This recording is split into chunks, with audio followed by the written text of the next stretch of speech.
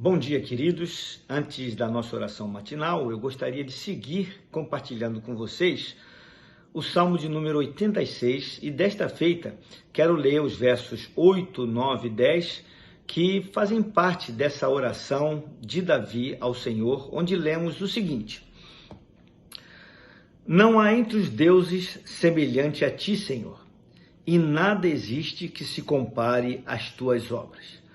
Todas as nações que fizeste virão, prostrar-se-ão diante de ti, Senhor, e glorificarão o teu nome, pois tu és grande e operas maravilhas.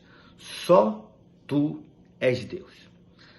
Davi, aqui na parte da sua oração, que é uma oração de súplica, mais uma vez faz uma reafirmação de confiança para com a pessoa do Senhor.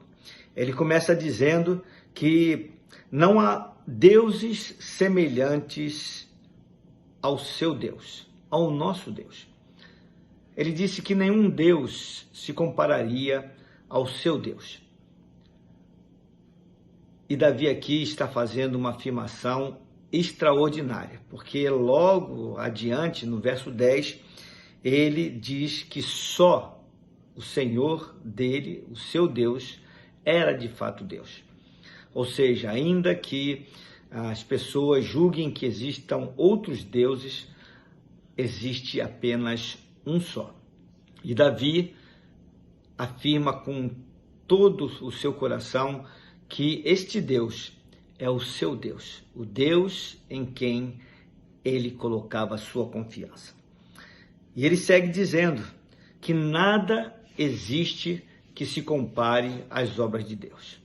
Creio que Davi aqui estava fazendo uma referência às obras da criação. Nós ficamos muitas vezes muito emocionados, maravilhados com a natureza, com as coisas que nos envolvem, tanto quando olhamos para o macro, para o universo, para a grandeza da criação, tanto quando olhamos para o micro, para as coisas pequenas, para os detalhes, e nós ficamos maravilhados com as obras de Deus. Mas creio também que Davi estava se referindo às obras que Deus fazia na sua própria vida. Porque aqui Davi está clamando no dia da angústia e está referindo-se ao fato de que o Senhor já havia o livrado em outras ocasiões onde ele andava angustiado. E por isso, creio eu, que ele também tinha em mente, ao fazer essa declaração, as obras que Deus tinha realizado na sua própria vida, na sua própria existência e até mesmo em tempos difíceis que ele havia passado no passado. E então ele segue dizendo que todas as nações que Deus criou viriam e se prostrariam perante o Senhor e glorificariam o seu nome.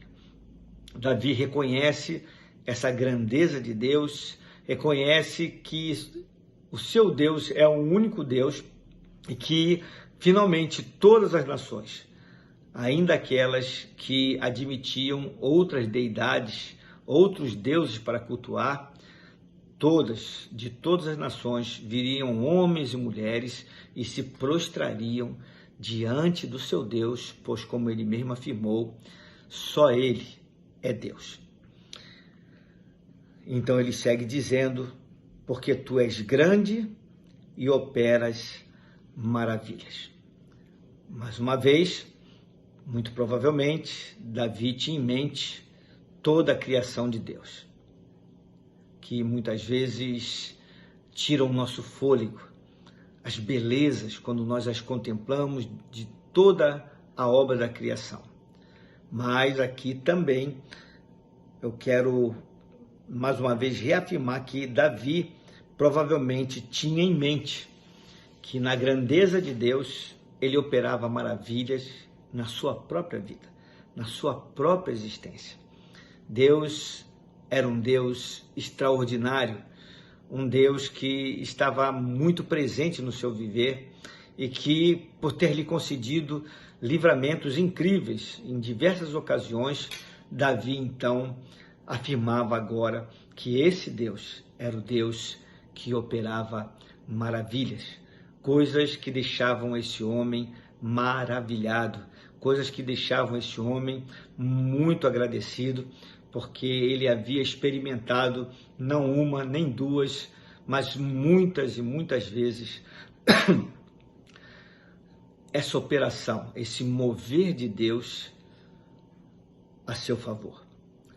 Então ele pode fazer essas declarações, terminando com esta declaração tremenda aqui no final do verso 10.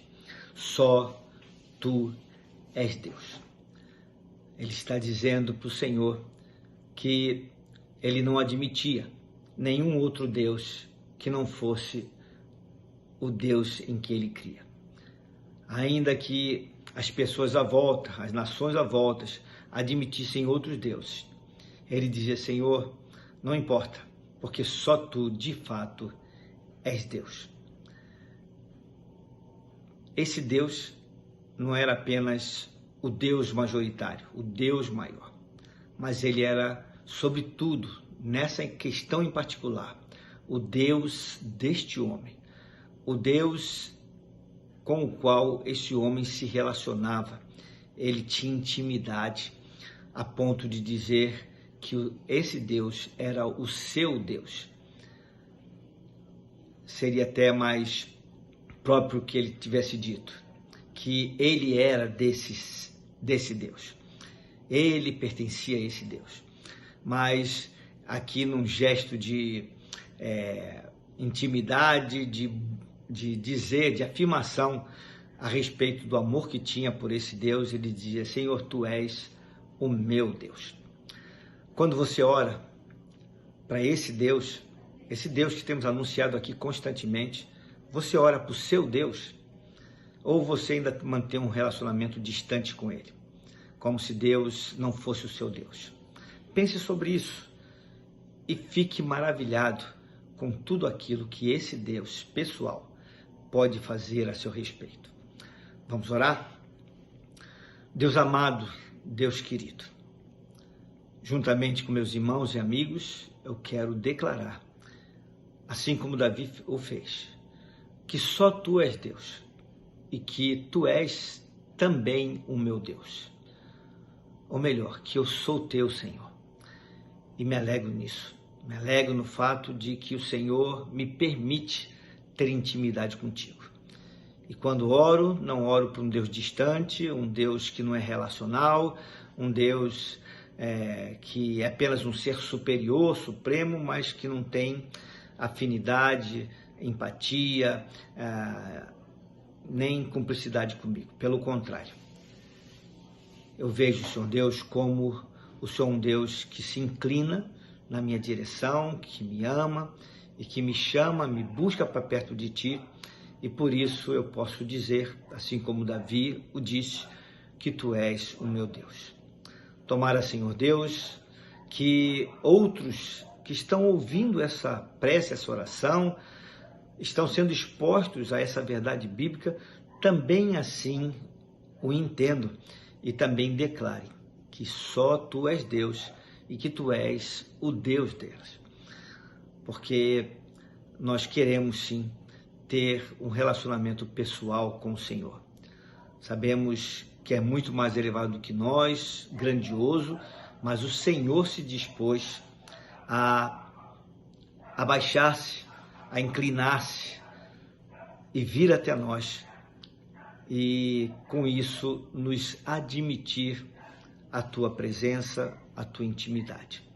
Obrigado, Senhor, por isso, porque nós podemos clamar no tempo da angústia, na certeza de que o Senhor é Deus que faz obras maravilhosas, opera maravilhas na nossa própria vida, não apenas na criação como um todo, mas na nossa vida particular, e nós, por isso, nos alegramos imensamente.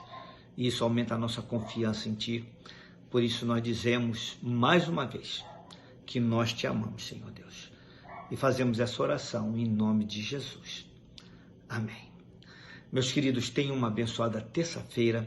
Fiquem na paz do Senhor.